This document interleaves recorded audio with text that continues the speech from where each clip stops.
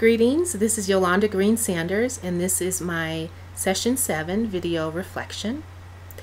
Pick 3 of CCU's strategic objectives and discuss those.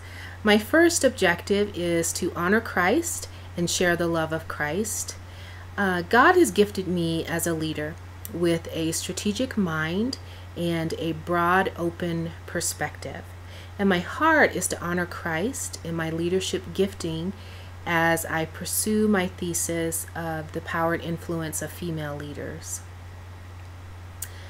And by sharing the love of Christ, not just by sharing the gospel, but by entering into this arena of controversy and tension, my hope and desire is to enter into holy conversations, not just with women to grow them in leadership, but with church leaders. Strategic and intentional conversations with church leaders. Second objective is to teach students how to learn. I so desire to join in this movement to teach women to learn about who they were created to be in Christ. Michael Wesch, in his 2010 TED Talk, noted that a good question is what leads people on a quest. This is exactly what God does to teach us how to learn. A good teacher pays attention to the questions her students are asking.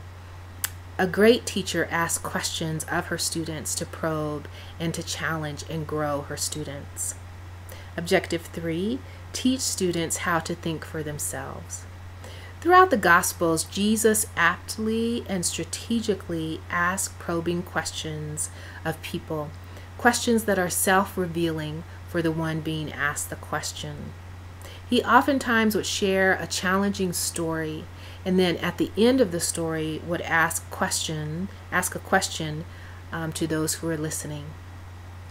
Like he did in the Good Samaritan parable. You can almost hear the pause his question gave them before they answered. Jesus was teaching them to think for themselves. Are there stories where friends and family or coworkers have noted a difference in the ways you have approached problems and opportunities? I just received my evaluation at work, and my boss used words such as leader and strategic and visionary to describe my contributions this last year.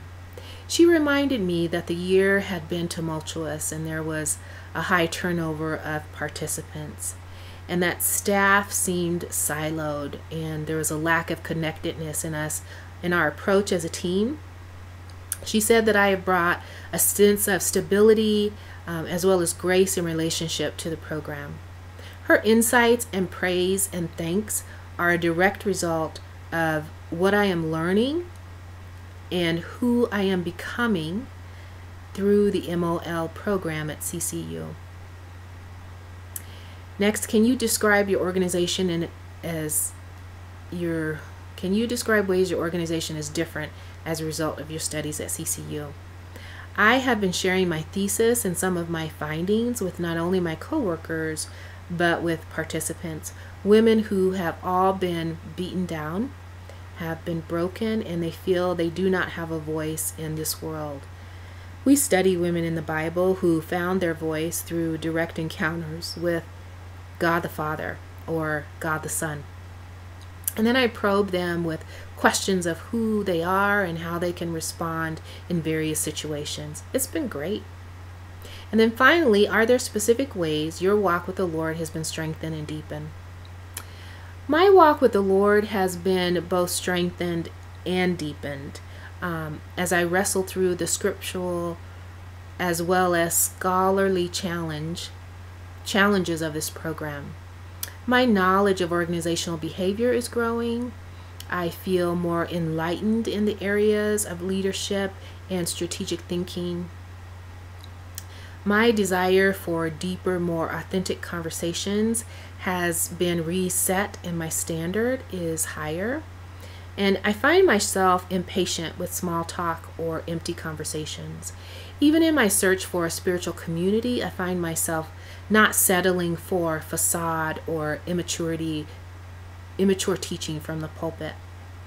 I feel somewhat displaced in my world right now, and I recognize that I'm on a journey, and that but that journey seems to be headed upward, higher, towards something deeper and more meaningful.